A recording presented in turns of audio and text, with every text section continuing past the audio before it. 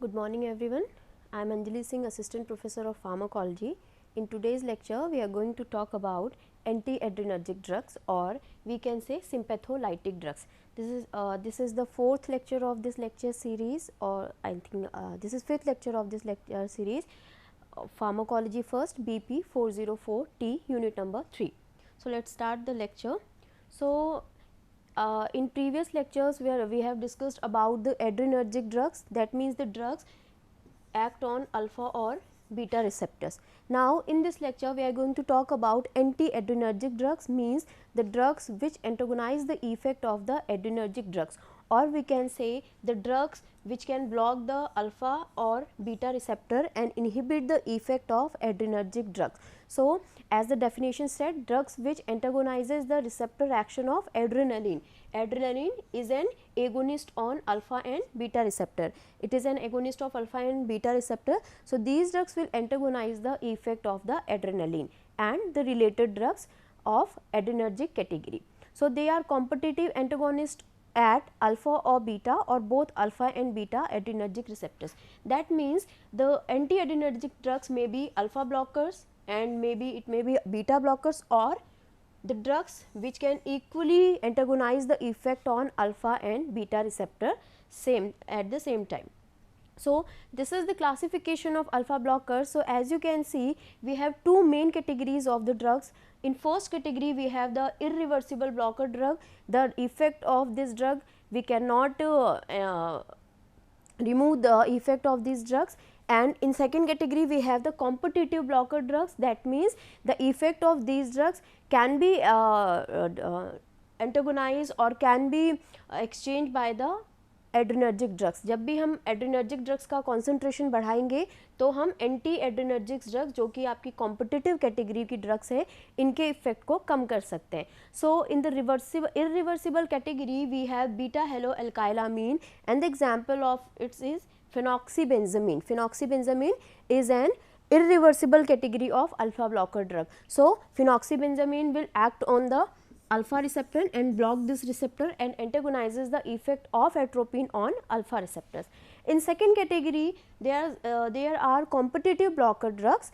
In competitive blocking category we have three subcategories. In first category they are non-selective drugs. That means the drugs which are equally effective on alpha 1 and alpha 2 receptors. In next category we have alpha 1 selective drugs, means these drugs only effective on alpha 1 receptor, or these are selective for alpha 1 receptor, means these drugs selectively bind to alpha 1 receptors and antagonizes the effect of adrenergic drugs by blocking the alpha 1 receptor. In last category we have alpha 2 selective drugs, means these drugs will selectively binds to alpha 2 receptors to antagonize the effect of adrenergic category drugs. So the example of non-selective drugs, we have four subcategory. In first category we have ergot alkaloids. In second category we have hydrogenated ergot alkaloid. In third category we have imidazoles drug, and in last category we have miscellaneous compound. So the examples of the first category is ergotamine. The example of second category is, for example, dihydroergotamine, or we can say DHE. The example of third category is phentolamine, and the example of last category is chlorpromazine. So these are the non-selective alpha blockers drug, means these drugs equally block alpha 1 and alpha 2 receptor. In next category, in alpha 1 selective drug we have prazosin, terazosin. So as you can see the suffix of SIN. तो यहाँ पे जो drugs है जो specially alpha 1 selective है, इनका जो suffix use हो रहा है वो है आपका SIN, and the alpha 2 selective drug is euhembine. So this is all about the classification of alpha blockers drug. Especially we have two categories, broadly irreversible blockers. That means कि इन drugs का जो effect होगा उसको हम reverse नहीं कर पाएंगे by increasing the concentration of the agonist.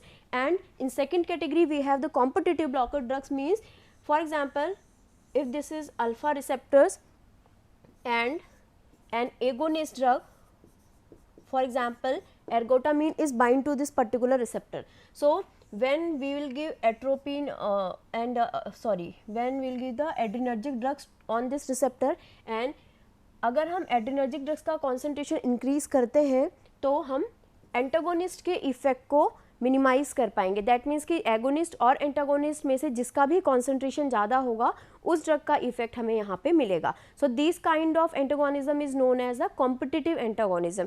Hair there is a competition between the agonist and the antagonist, जिसका कॉन्सेंट्रेशन ज़्यादा होगा उसका इफेक्ट हमें मिलेगा। So this is all about the classification of alpha blockers. Now will discuss about the some general effects और the pharmacological action of the alpha blocker. So at first, blockade of vasoconstrictor alpha 1 effect will reduce the peripheral resistance and cause pooling of the blood in the capacitance vessels causing fall in blood pressure. So हम सबको पता है, we have already known that alpha 1 जो आपका receptor होता है और alpha receptor, this receptor is responsible for the vasoconstriction action on our blood vessels. So जब हम अल्फा एगोनिस्ट ड्रग देंगे, अल्फा एगोनिस्ट ड्रग जो होंगी वो ब्लड वेसल्स पे अल्फा रिसेप्टर को ब्लॉक कर देंगी, जिससे कि क्या होगा कि हमारी ब्लड वेसल्स का जो डायामीटर है वो बढ़ जाएगा और वी कैन से वेसोडाइलेटरी इफेक्ट देखने को मिलेगा। और जब हमारी ब्लड वेसल्स का डायामीटर बढ़ जाएगा so we can easily say कि there is an decrease in blood pressure और there is an decrease in total peripheral resistance, क्योंकि ये दोनों चीज़ें साथ में चलती है। Blood pressure is the pressure exert by the blood on the blood vessels and TPR इसका जस्ट अपोजिट हो जाता है। ठीक है, so by giving the alpha blocker drug we can dilate the blood vessels and reduce the blood pressure. Okay, so the next effect is postural reflex is interfered with marked hypotension.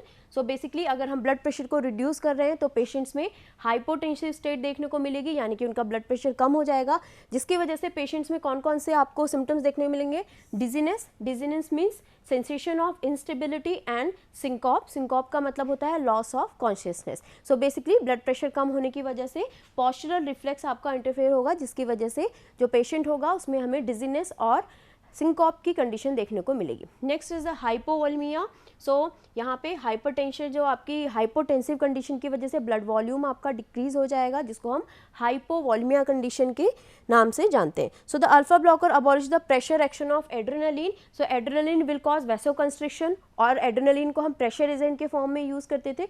तो ये हमारी जो alpha blockers drug है वो just इसके adrenaline के pressure action वाले effect को, जो कि हमने उसकी क्लासिफिकेशन की फर्स्ट कैटेगरी में ड्रग्स पढ़ी थी, उनके इफेक्ट को ये एंटागोनाइज करके वेसोडाइलेटरी इफेक्ट शो करेगी। सो सम टोटल ये हमारे ब्लड प्रेशर को रिड्यूस करती हैं अल्फा ब्लॉकर्स ड्रग, और पेशेंट में ये हाइपोटेंसिव कंडीशन कॉज करती हैं by reducing the blood pressure and total peripheral resistance.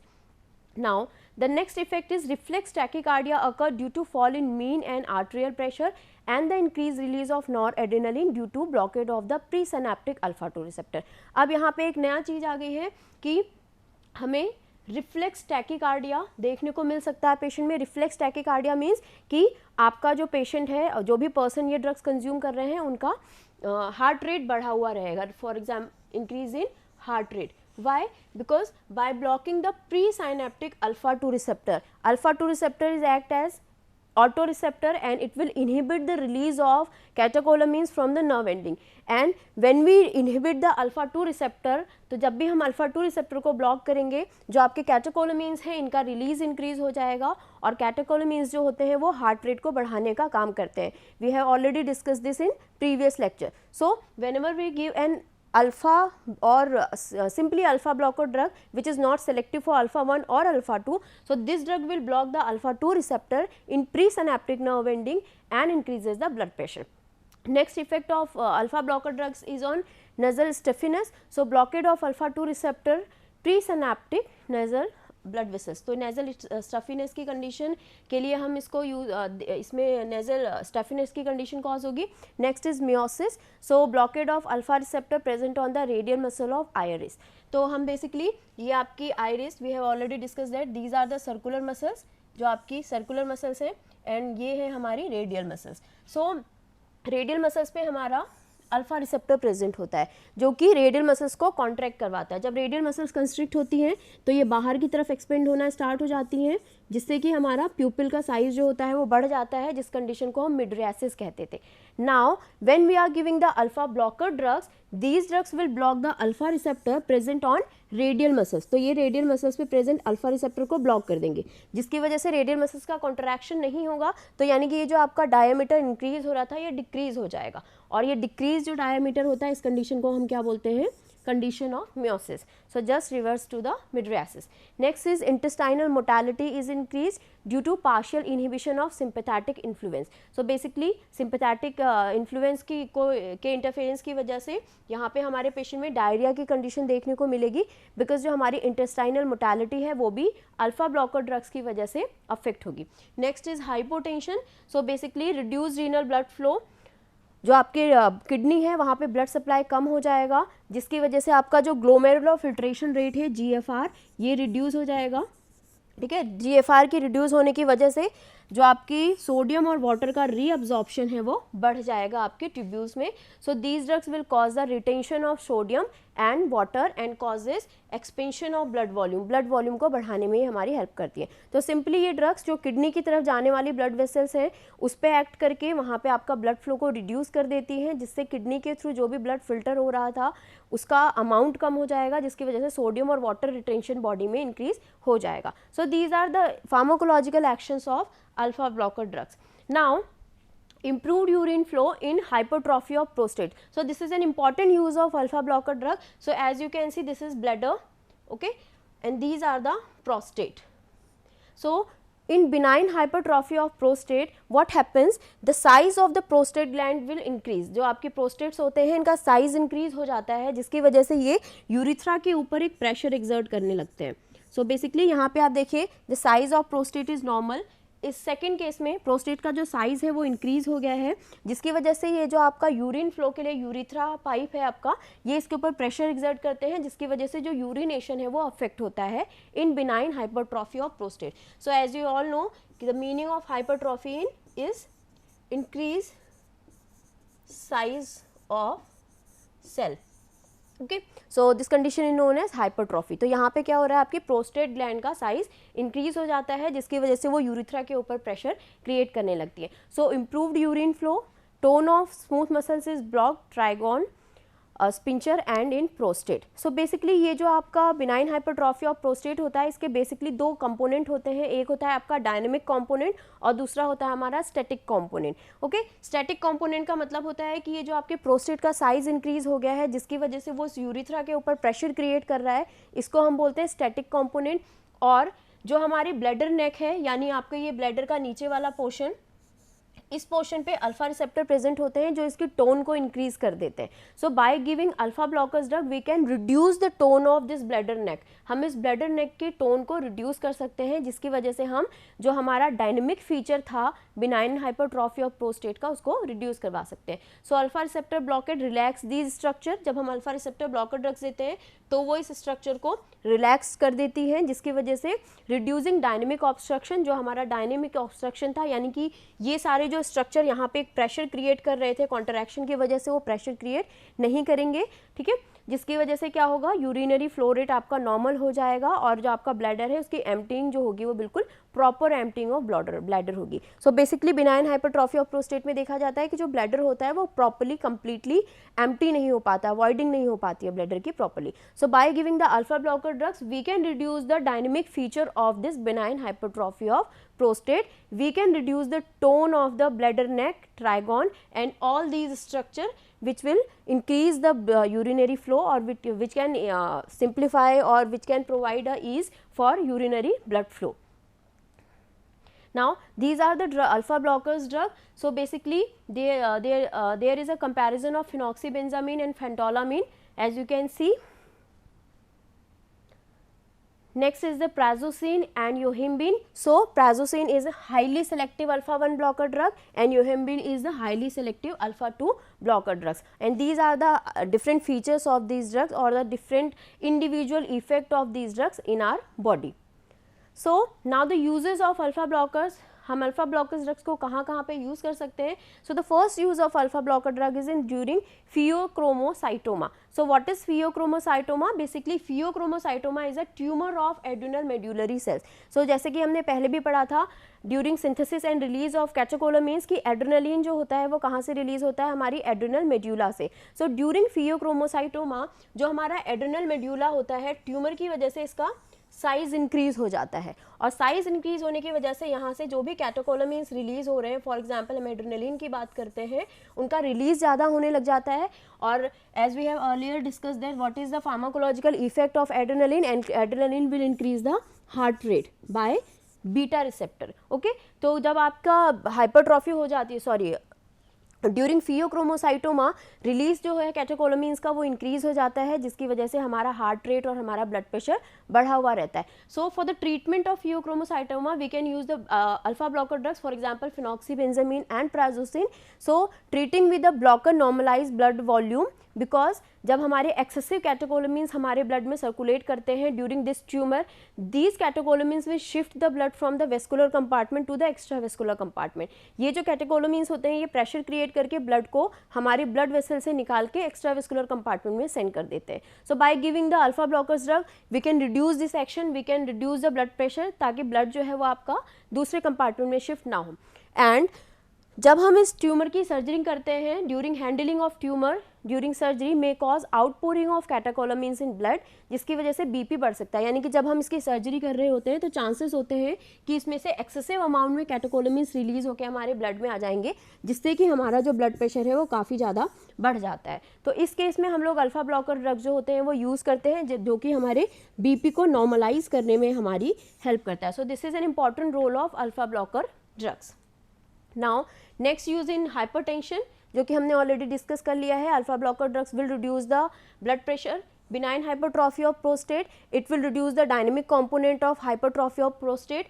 Next is peripheral vascular disease, because alpha receptor can cause vasoconstriction. So whenever we give an alpha blocker drug, it will causes vasodilation. So we can use the alpha blocker drugs in peripheral vascular disease. And the next effect of alpha blocker drug in congestive heart failure or angina pectoris, where it can improve the capacity of the heart. So this is all about the alpha blocker drugs. Now the second category of the antiadrenergic drugs is beta adrenergic blocking drugs. That means these drugs which can selectively bind to beta 1, beta 2 or beta 3 receptor and antagonize the effect of adrenergic drugs on these receptor by blocking the beta 1, beta 2 and beta 3 receptor.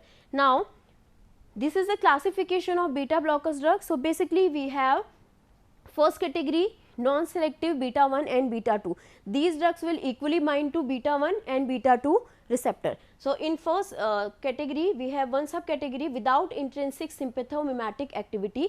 These drugs have no sympathomimetic activity. So for example propranolol, the suffix of the beta blocker drugs is LOL. As you can see, propranolol, sotalol and timolol. Okay. In the next subcategory we have with intrinsic sympathomimetic activity. These drugs have intrinsic sympathomimetic activity. So the example is pindolol. Okay. In third category we have with additional alpha blocking property. That means these drugs can block beta receptor as well as alpha receptor. That means कि इन drugs के अंदर इन दोनों ही receptor को block करने की property होती है. For example labetalol and carvedilol. In next category we have cardioselective drugs. That means कि these drugs will show its effect specially on heart by blocking the beta receptor present on heart. For example metoprolol, atenolol and so on.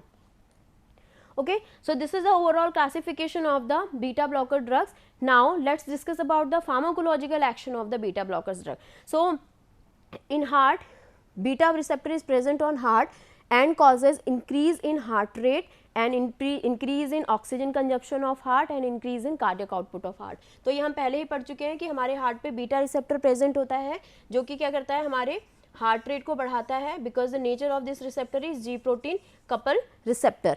Heart rate को बढ़ाने के साथ साथ ये beta receptor हमारा blood pressure को increase करने में हमारी हेल्प करता है, साथ ही हमारे कार्डियक आउटपुट को भी इंक्रीज कर देता है. So whenever we giving a beta blocker drug, so propranolol decreases the heart rate simply by blocking the beta receptor present on heart. These drugs will decrease the heart rate because adrenergic drugs will increase the heart rate and now we are blocking the beta receptor present on heart. So simply we can decrease the heart rate, we can decrease the force of contraction and simply we can decrease the cardiac output. अगर heart का force of contraction कम हो जाएगा तो simply हमारा cardiac output भी जो होगा वो कम हो जाएगा. Because the formula is for the cardiac output is stroke volume into heart rate. So basically heart rate reduce होगा तो simply हमारा cardiac output भी कम हो जाएगा. So basically beta blockers drug will decrease the cardiac work and oxygen consumption of the heart. ये heart का workload और उसका ऑक्सीजन कंजप्शन कम कर देती हैं, जिसकी वजह से इन ड्रग्स को हम एंजाइना के पेशेंट्स में यूज़ कर सकते हैं। सो this is the use of beta blocker drug. Next effect of beta blocker is on blood vessels. So propranolol has no direct effect on blood vessels and there is little acute change in BP. So total peripheral resistance is increased initially due to blockade of beta mediated vasodilation and cardiac output is reduced leading to small change in BP. So basically हम लोग क्या कर रहे हैं, beta जो आपका receptor है उसको ब्लॉक कर रहे हैं, जिसकी वजह से जो बीटा रिसेप्टर के थ्रू डायलेशन वाला इफेक्ट है वो आपका ब्लॉक हो जाएगा, यानी आपकी ब्लड वेसल्स कंस्ट्रिक्ट हो जाएंगी। सो आपकी ब्लड वेसल्स कंस्ट्रिक्ट होंगी तो यानी कि टोटल पेरिफेरल रेजिस्टेंस जो है हमारा वो इंक्रीज हो सकता है bye giving the beta blockers drug. Next effect of beta blocker is on respiratory tract. So beta blockers drug can increase bronchial resistance by blocking the dilator effect of beta 2 receptor. So beta 2 receptors जो होते थे ये हमारी respiratory tract की जो muscles होती थी उनमें relaxation cause करते थे, and by giving the beta blocker drugs we can cause constriction of these muscles. So basically क्या होगा, आपका bronchial resistance जो है वो increase हो जाएगा। बेसिकली ये आपके जो नॉर्मल इंडिविजुअल्स हैं उनमें ये इफेक्ट ज़्यादा प्रोमिनेंट नहीं होगा, लेकिन if a person is suffering from asthma and he is asthmatic तो उनमें ये उस अस्थमा की कंडीशन को और ज़्यादा वर्स्ट कर सकता है by constricting the bronchial muscles or by constricting the muscles of the respiratory tract. Next effect of this beta blockers is on central nervous system. So they overall no overall central effect are produced by propranolol. However कुछ आपका normally behavioural changes देखने को मिलते हैं by beta blockers, for example forgetfulness, day dreaming and nightmares. Next effect of next pharmacological action of beta blocker is as local anesthetic. These drugs we can use these drugs as local anesthetic. So these are the adverse effect and contraindication of beta blockers drugs. So during cardiovascular stress, beta blockers block sympathetic support to the heart. ये आपका जो block heart को sympathetic support मिल रहा है उसको block करके जो आपकी कार्डियोवैस्कुलर कंडीशन है उसे और ज़्यादा वर्स्ट कर सकते हैं। These drugs can cause bradycardia, यानी कि हमारे हार्ट रेट को डिक्रीज कर सकती हैं। ये क्रोनिक ऑब्स्ट्रक्टिव कंडीशन यानी अस्थमैटिक पेशेंट्स के लिए और ज़्यादा सीवियर कंडीशन को वर्स्ट कर सकती हैं। So these are the contraindication of the beta blocker drugs. These are the uses. We can use the beta blocker drug in hypertension because beta blocker drugs can reduce the heart rate, blood pressure, and these drugs can inhibit the renin, angiotensin, aldosterone system. And these are the other uses of beta blockers drug. These drugs can use in angina pectoris, cardiac arrhythmia, myocardial infarction, congestive heart failure, pheochromocytoma, and in glaucoma. These are the references for this lecture. Thank you so much.